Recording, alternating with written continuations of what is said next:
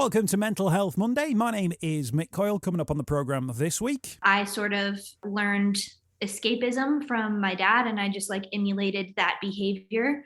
And it was a way for me to get out of what was going on with me and sort of numb myself and try to be a different person, or at least not feel any feelings anymore. That's kind of what I wanted. There will be people who from the outside are making all of those judgments as that process is going on and going, well, she's messing this up because, or why is she acting like this, or why does he do this, or he's ruining everything, or she's not responding the way that I think that she should respond from this outside perspective as well. I would never judge anybody else based on the way they behaved in the absolute worst time of their lives. Why would you why would you do that? And obviously looking back on that now, I've been able to learn that lesson. And I'll be reminding you how you can make connections with mental health organisations within your community. It's Mental Health Monday.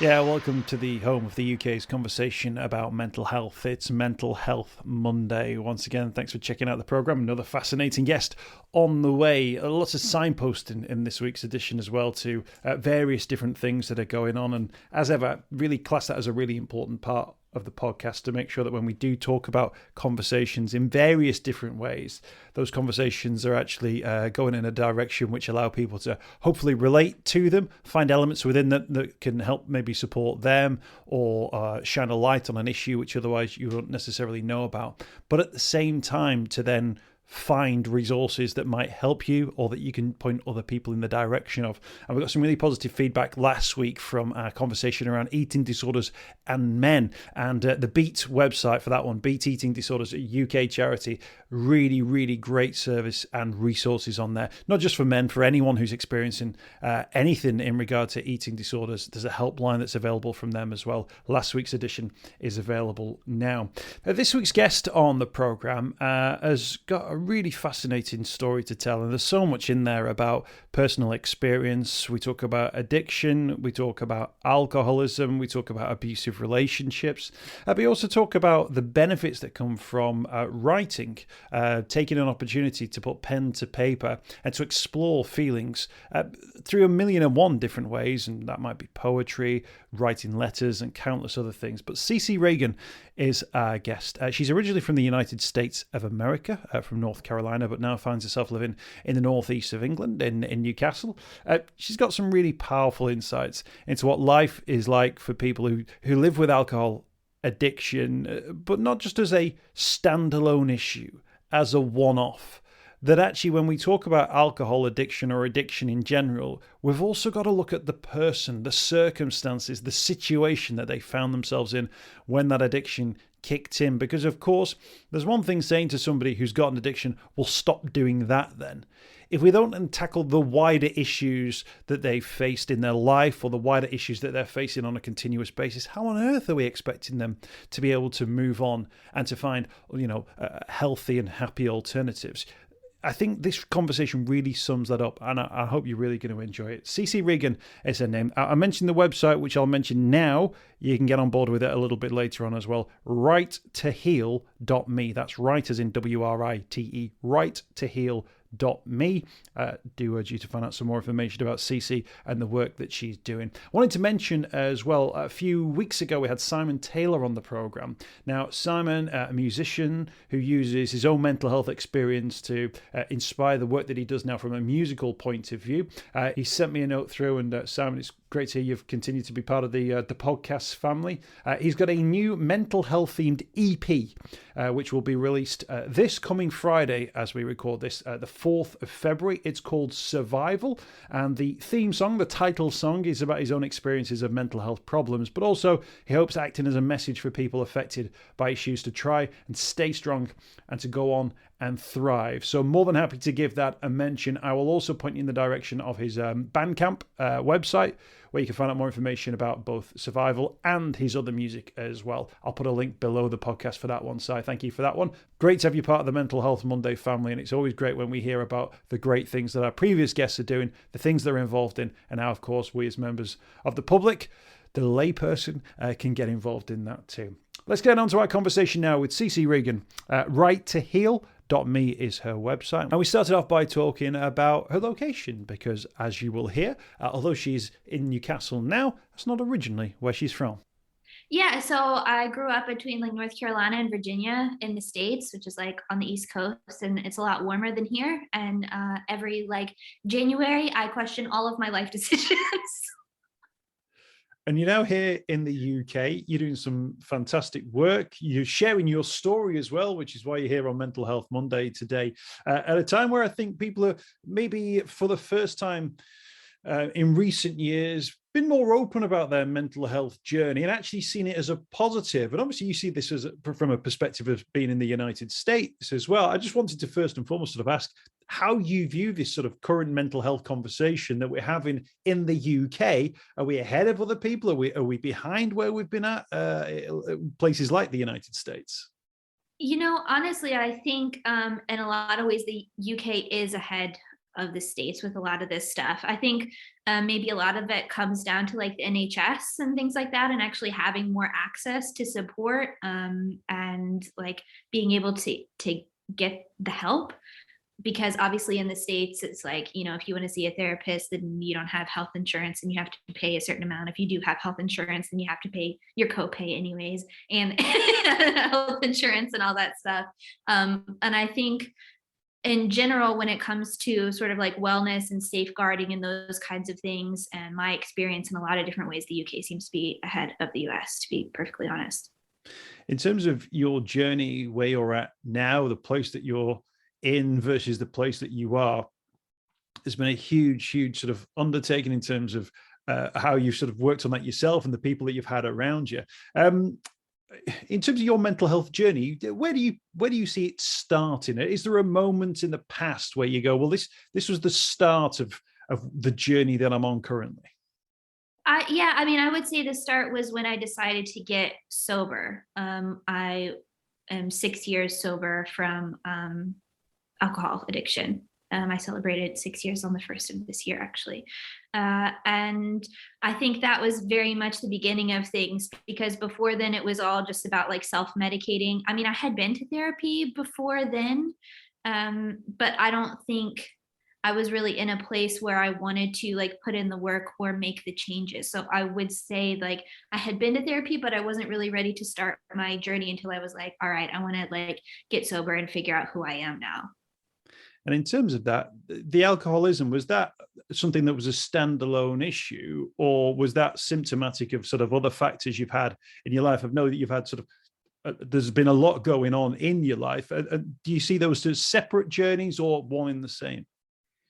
No, I think it's one and the same. I view addiction as a symptom of an underlying issue rather than the issue itself.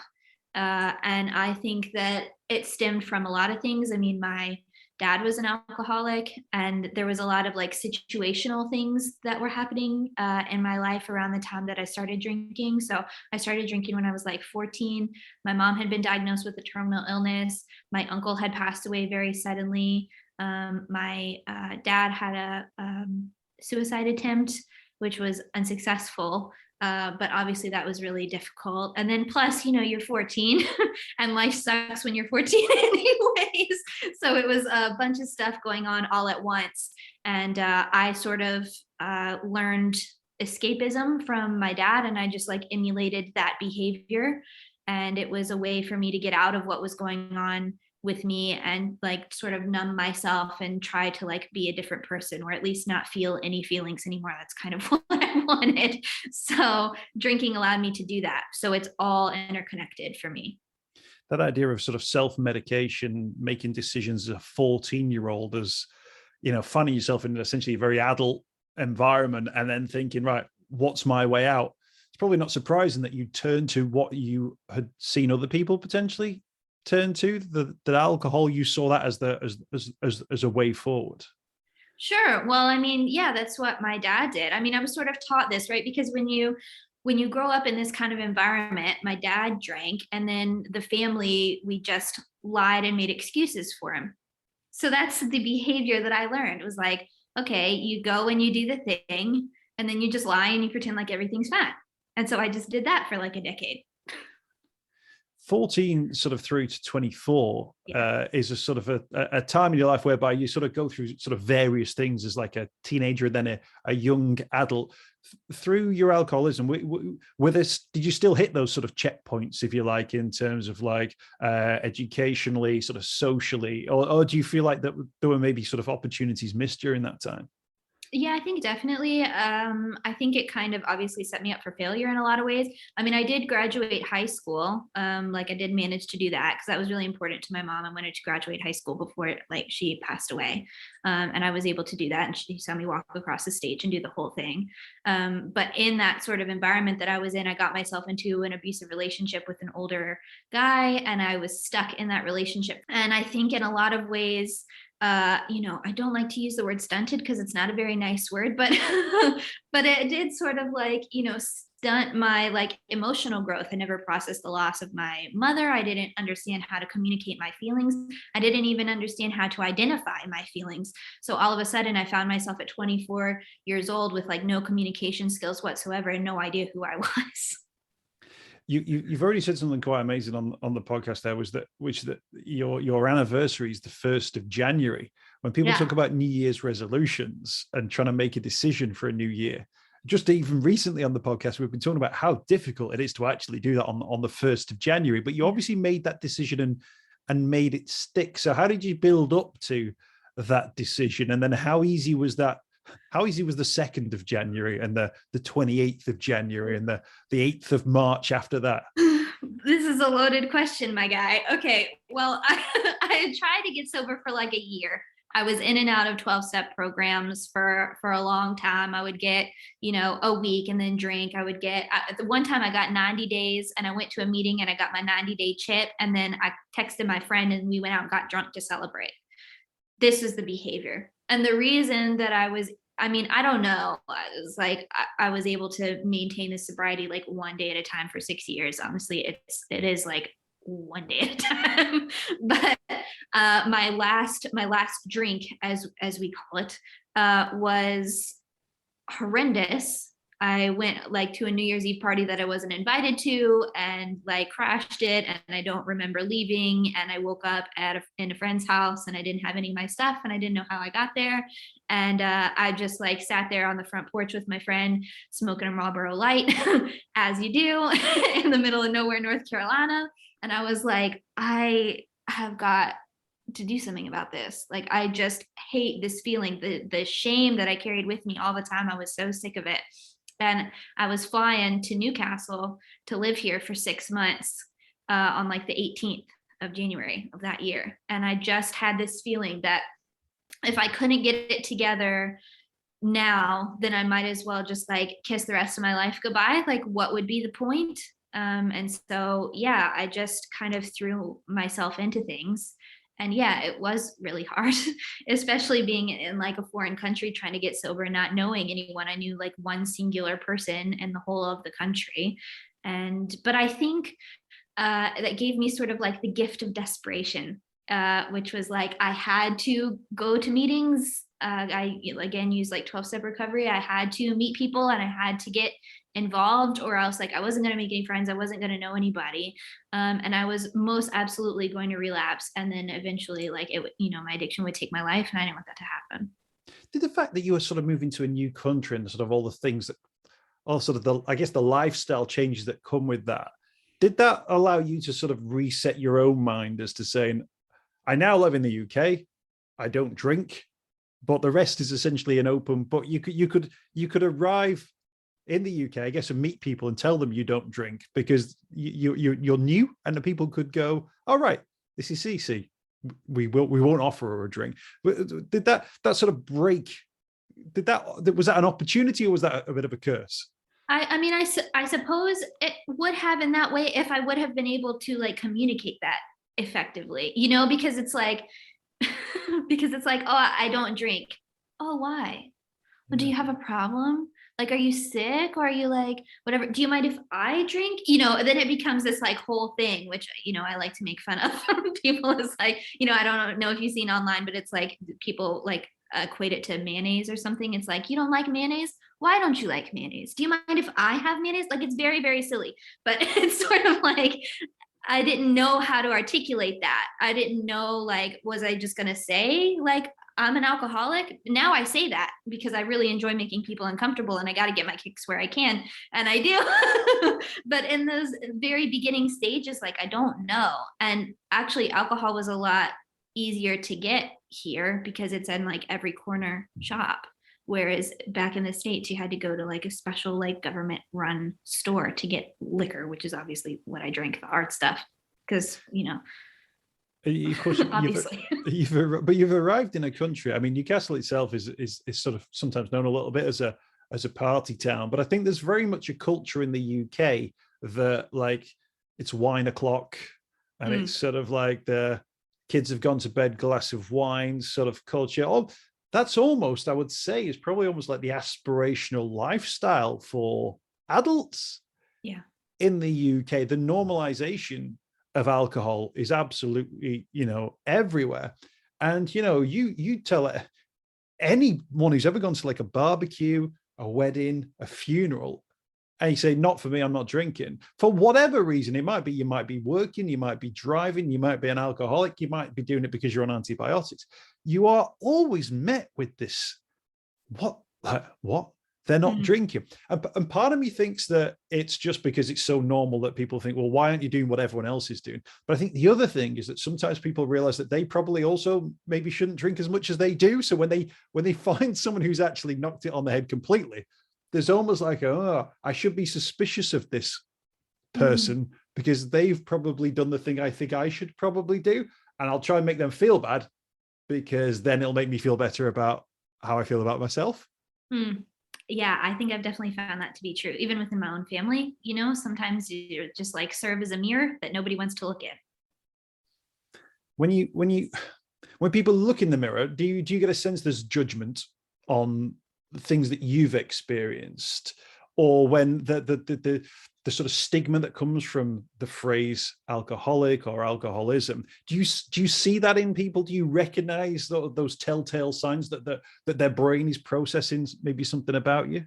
Sure, sometimes, but a lot of times it's fun to watch sort of like the cognitive dissonance happen. It's like, wait, I thought that alcoholics were only like dirty old men under bridges drinking like liquor out of a container, like a, you know what I mean, like out of a bag, and you're like, and I'm standing there at like a business networking event like I'm an addict, it's like, what are these two things? And that's why I like to be so like upfront about it. And I'm just like, this is who I am, because there is such a stigma around it.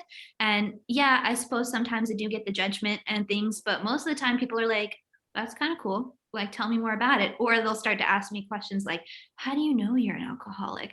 What made you stop? Like, can you tell? And I'm like, if you're asking me that question, you already know the answer. Sorry, not sorry. In terms of when you hit sort of sobriety and that sort of day by day process that you talked about, can I ask you, like, when you talked about the things like the abusive relationships that you found yourselves in, of course, the grief that you were dealing with as well, was there a point where you thought, right, now I need to process some of those actions, I need to process some of the traumas that I've experienced? Is there a day where you suddenly go, no, maybe today's the day? Or is that a process that you can begin and explore over a period of time, as well as dealing with that sort of day-to-day functionality? Yeah, I mean, I think it's important, like when you're making any big changes like that, to create some sort of like foundation for yourself where you can like, let me take care of my basic needs. A lot of times you're like jonesing or whatever, you're still having like cravings for alcohol, that kind of thing. So it was like, try to sort of get that under control, and then like, okay, let's do a little bit more of the internal work. And it has definitely been like a process. I mean, through 12-step recovery, you do literally the 12 steps. And part of that is step 4 is a searching and fearless moral inventory, where you turn your entire life and everything bad that's ever happened to you, or that bad that you've done to other people, into a literal spreadsheet and then share it all with another human. That's terrifying. So yeah, it's definitely a process.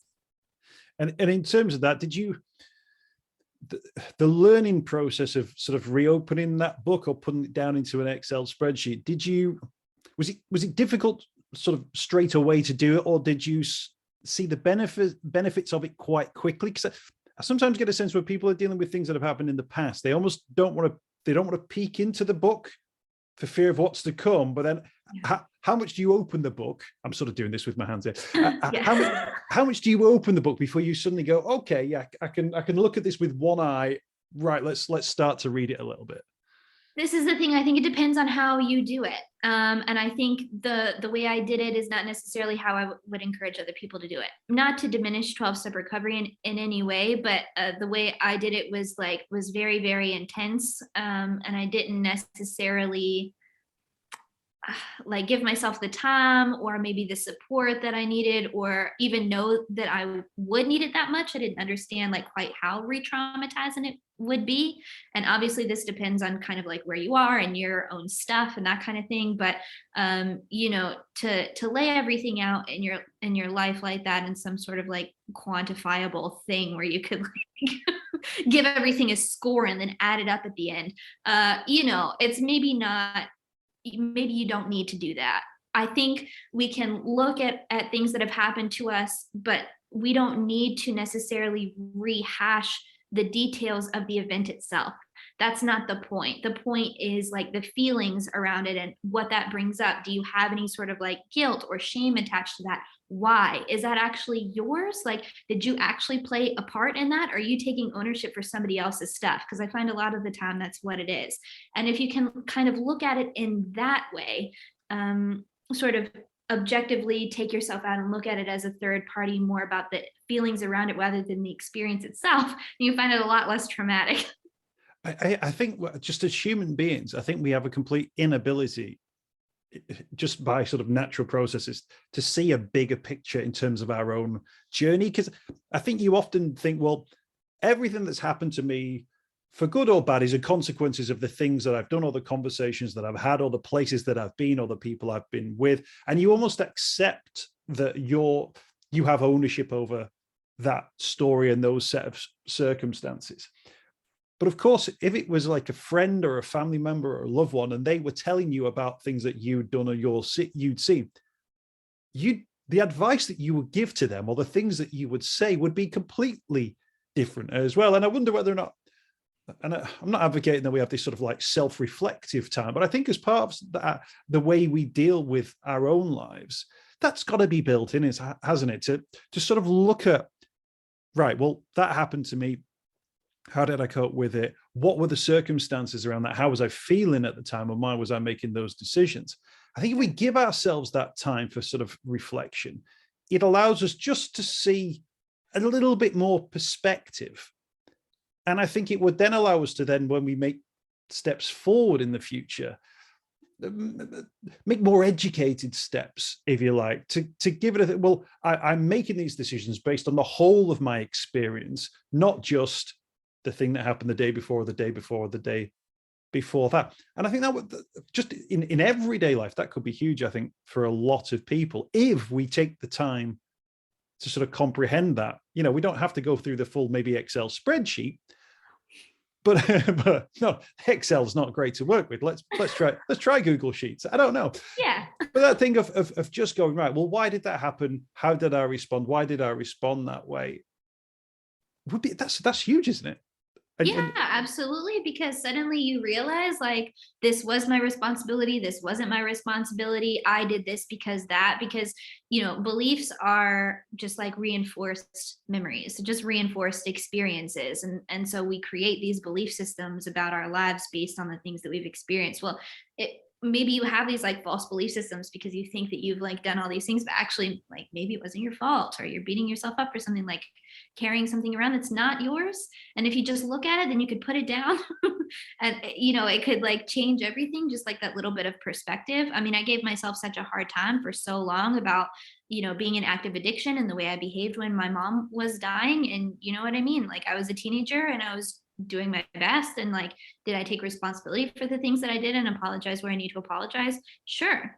But I'm not carrying that around with me anymore. I acknowledge that I did the best that I could in a really messed up situation, and I've put that down. I'm not carrying around that shame anymore. I don't have anything to be ashamed of.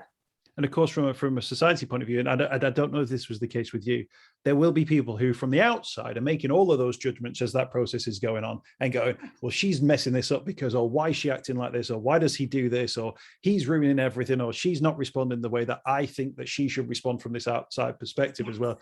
And I think maybe the empathy that we could show to someone during those stages would at least make those stages a little bit more straightforward or less judgmental. So there was less sort of hangover from that period of time, for want of a better phrase, that would then allow you. So then you could let me deal with my stuff, as well as let me then also trying to repair a reputation that I feel like I've destroyed from people who don't really know me, that I probably don't owe anything to. But that's sort of how society works, doesn't it? Yeah, but even people who do know you, I mean, it's a lot of times, obviously, it's the people who are closest to us who we hurt each other the most. And there was a lot of that, as a kid. It was like, how dare you be having all of these issues while your mom is dying? Like, we have enough to worry about, and so does she. Like, how dare you have problems? There was a lot of that internally happening, and I did hang on to that and keep that, and well, why am I doing those things, and why am I behaving this way? But actually, I would never. That was the worst time in my life, certainly. Yeah, it was the worst time in my life when my mom was dying. I had to sort of think, was it? Yes, it was. Obviously it was. And I would never judge anybody else based on the way they behaved in the absolute worst time of their lives.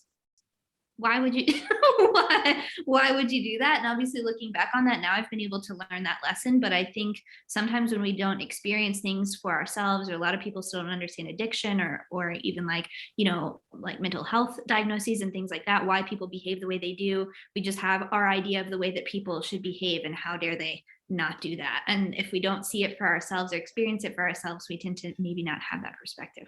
When they're in the worst circumstances, that is potentially the point where they need the most support. That's when they need the most empathy. That's when they need the arm around them that helps them back on that path. Then you can judge them. Let's judge people instead when they're on the even playing field, when they've got the opportunities in front of them, and when they're doing it for a positive reason, rather than this sort of judgment that comes from going, well, when this was going on, you weren't really, or when that was going on. Of course they weren't, because they were experiencing the same, trauma that you were, or they were having it worse at the time, or, God forbid, you don't have a clue what they were going through. You're just making a judgment based on something you're viewing from the outside, which actually means absolutely nothing, but it's just really unhelpful, but it might make you feel better about yourself. And we kind of do that as well, don't we, as human beings? Yeah, absolutely. I mean, we need people around us who will see us for who we are and call us on our stuff, but also people who will support us and be like what you were saying earlier about the way that we think about ourselves and talk to ourselves is not how we would talk to our best friend. And we need to have those people around us who will be like, hey, you're having a really hard time right now. That's okay. Hey, you kind of are struggling and you made maybe not the best decision. I still love you. Just until we can get through it, just somebody to sort of hold our hand and walk across whatever that, that bridge is with us until we get to the other side. Absolutely. We got CiCi Reagan with us on the program today. Let's talk about Right to Heal. Righttoheal.me, by the way, is the website where people can go and find out more information about the work you're doing at the moment. Writing, poetry. I think you do a bit of haiku that's thrown into the mix as well. When did you, in terms of that journey that we've talked about there, at what point did you start writing things down and then thinking, actually, this feels like it's good. This is putting me in a good place? Always actually. I feel like I've always written. My dad wrote bits, and I still have I have an Anne of Green Gables journal from when I was 11, 12 years old. I've always sort of journaled and written things down. I just like being creative in that way. And it's sort of always been, even if there was nobody to talk to or nobody to listen, or I didn't necessarily know how to even communicate what I was feeling, I could always sort of write things down and explore. And there was no judgment in that, because it was just me and my pen and my journal, and that was it. And if I wanted to rip it out and burn it after and nobody ever see it, then I could absolutely do that. And if I wanted a friend to read it, then I could do that too. Yeah, so it's always been something that I've done and done, like, little poetry readings and things like that as I've gotten older, like creative writing classes and the literary magazine in high school and all that stuff. Like, I've just always loved it. And then in recovery from addiction, it's been like instrumental in my healing. I mean, I credit writing with saving my life like on multiple occasions. So, yeah, it's like it's sort of transformed with me as I've needed it to, I suppose. I mean, that's huge, isn't it? And what a great thing that you were able to sort of have that in your life, or to have that avenue to explore. And in terms of the sort of community that you've built around this as well, the testimonies online are really strong in terms of like how people have sort of interacted with you and the difference it's made to them. What are those sort of things that you say to people that allows them to sort of open up on a piece of paper or with a pen or on a tablet, or however they choose to write? What are those things that allow you not just to put things down, but to sort of improve that mindset and to sort of get those thoughts ticking over in a way which allow them to sort of reset themselves and what's the phrase you used to have for Windows computers? Defragment. Yeah. I mean, I think honestly, for a lot of people, it's just knowing that they're not on their own. Suddenly they join the community, and it's all different people. I mean, I serve survivors of addiction, abuse, and trauma, really sort of runs the gamut of things. So there's all sorts of people in there. There are like recovering addicts like me, and then people who have been through like abusive relationships like me, or other things. But we're all here for the same reason, you know what I mean? That we're all there to like find healing and explore like who we are, and like, give ourselves the space, so to speak, to figure out who we are. I'm doing air quotes. Everybody says space. So it's a little bit like I need new words now because I'm annoyed that everybody's overusing all the words. But anyways, I'm a writer. I'll find it. Yeah.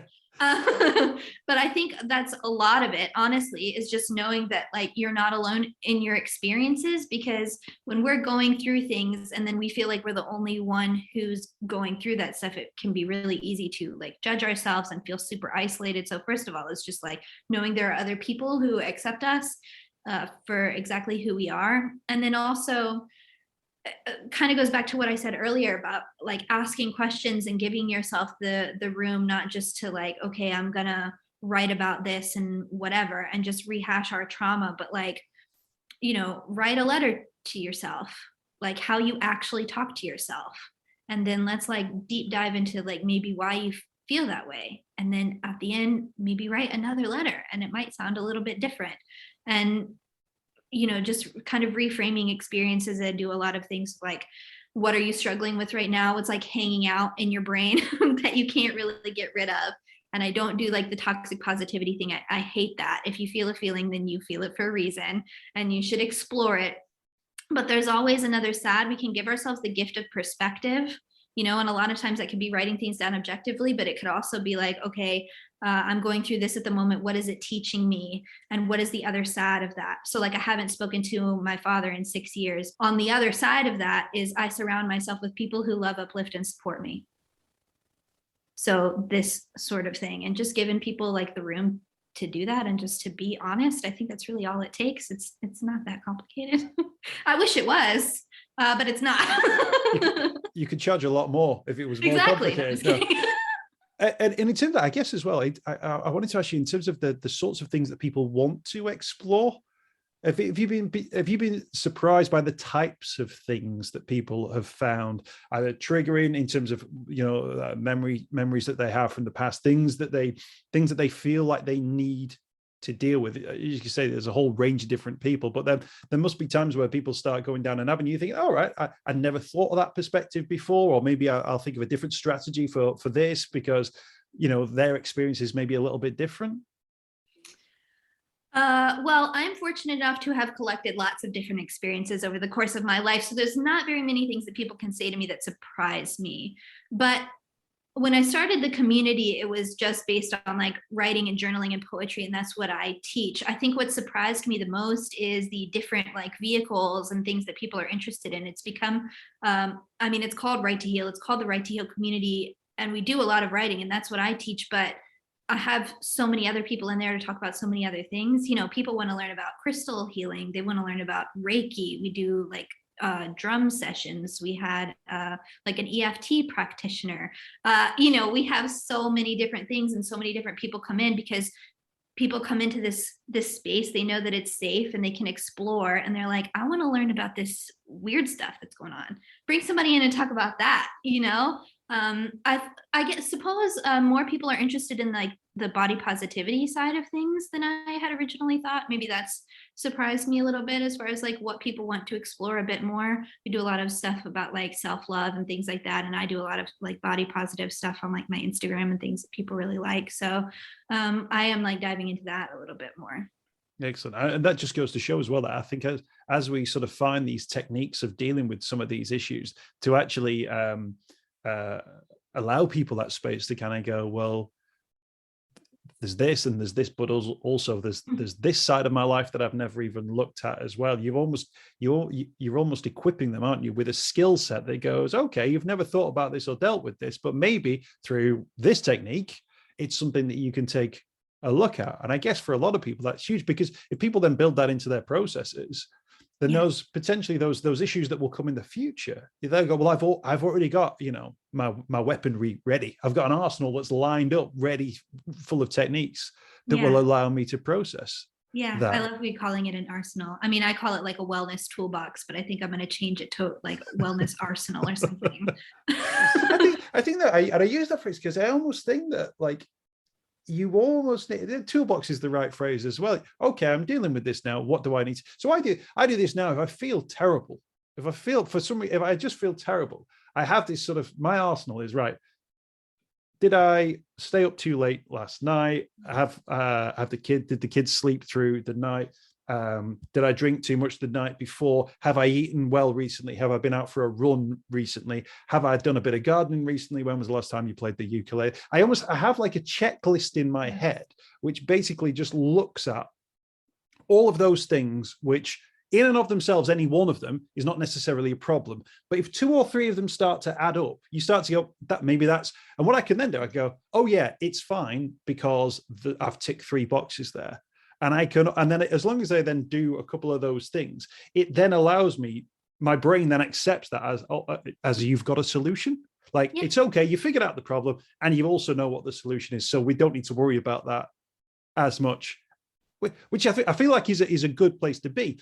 But I've had to have 233 previous conversations to this one to sort of have enough understanding of what that would be and how that would look and where that might possibly take me, as opposed to sitting in a classroom with 8, 9, 10, 11-year-olds and going, these are the things you might have to deal with when these things come your way. Here are some things you could try. I feel like we need to go to that place, that those sorts of things that we've talked about there, you know, that CiCi comes into a school and, you know, talks through, you know, what a poem could mean or how you might write words down in a way which is beneficial to you and then for the people around you as well. I think that's a really, really important thing. And I think as well, it would save a lot of stress for a lot of people, as well as all of those other things around, you know, NHS time and government money that would need to be spent if we just invested in these sorts of techniques, the sort of things you're talking about now, but earlier on, particularly with young people. Yeah, I mean, I wish I had this stuff. I wish I'd had somewhere to go or some sort of like knowledge. But I mean, you know, it wasn't that long ago that, I mean, I'm 30, but it wasn't that long ago that I was in high school and self-care was not a thing. We didn't talk about that. We weren't talking about like mental health. We weren't like, you know, you go on TikTok now and you can learn all kinds of stuff about like how to organize your life better if you have ADHD. Like there are so many different things and so many more like easily accessible resources now, whereas like it wasn't even in the conversation before. But something like, you know, working with young people and going into schools and speaking and stuff like that is something that I would really love to do, because I agree with you. I think if we can teach people these skills at like a formative age, then they'll be much more equipped as they sort of like go into future life to be like, oh, I'm feeling this feeling because of this, and I know how to communicate effectively because of this. The end. And then it can be done instead of being some sort of like spirally thing that sets them off some weird path. I'll point people in the direction of your website again, CiCi, if that's okay. Right2heal.me. That's right, WRITE, to heal.me. And there's a word that appears on there. I just wanted to ask you to wrap it up there. Metamorphosis. I knew I'd say that wrong. Metamorphosis. I just wanted to get your sort of your sort of take or your understanding of that word, because I think sometimes people presume, it's the caterpillar that turns into a butterfly. And people always see that as almost like the ugly duckling, where things were bad and things were beautiful like the next day.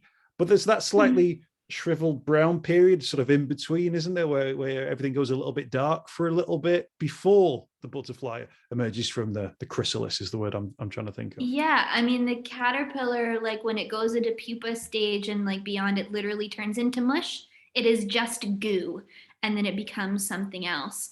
The idea of like this phoenix rising from the ashes, or this like butterfly thing or whatever is a beautiful metaphor, and I really do love it, and that's why I've used it. But it's the integration of the past rather than like completely shedding it and becoming something new. We can accept the things that happen to us and understand and acknowledge and all of those things, and forgive others and forgive ourselves, and make that a part of who we actually are. It doesn't need to define us, but the acceptance of that is what's so important. And that's what allows us to actually go through the transformation. And it does take more than a day, but it is absolutely worth the time and effort. I think it's really a great point worth making there, because I think that thing of the butterfly is still the sort of, it's everything the caterpillar was. It was everything the caterpillar did. It was everything the caterpillar ate. It was everywhere the caterpillar decided to sleep. Those were very much the factors that then allowed this next thing to happen. And it really sort of adds, doesn't it, to that wider story that we were talking about our own journeys, ownership of our own journeys, but also being able to sort of see and contextualize them to then allow us to look forward or to see the world from a slightly different place. Plus, it would be great to have massive wings and then just be able to fly. I know. Who doesn't want that, right? I'll work on that one next for you. I'll keep you posted. Absolutely. In the meantime, we'll just get some Instagram filters or something like that, I think. Yeah. There's probably already one there. CiCi, thank you so much for your time today. I really appreciate it. There's so much to your story, and I think so much that people will pick up from Right to Heal, what you've done so far, the community that you've got online as well. Put all the links on the podcast too, so people can get more involved. And thank you for sharing your time. Enjoy the rest of your time as well in the northeast of England. I'm sure it's very different to North Carolina, but you picked a great spot there. Thank you. Yeah, I do love it here. Thanks so much for having me. It's been a pleasure. I hope you've enjoyed this week's podcast. Thanks for checking out Mental Health Monday. My name is Mick Coyle. You can find me on Twitter at Mr. Mick Coyle. You can also find me, Mick Coyle, on Facebook as well. Don't forget, if you want to speak to somebody about your mental health, you can do so. The Samaritans, free to call on 116 123. You can find mental health services where you are. Just look for the Hub of Hope. Type in your postcode. It'll find those mental health services close to you. And for support in a crisis, you can text SHOUT to 85258. That's if you're experiencing a personal crisis, you're unable to cope and need support. Shout to 85258. That's a text line. Do get involved in those services. In an absolute emergency, always remember the number to call is 999. Thanks for downloading the podcast this week. We'll be back next week with more Mental Health Monday.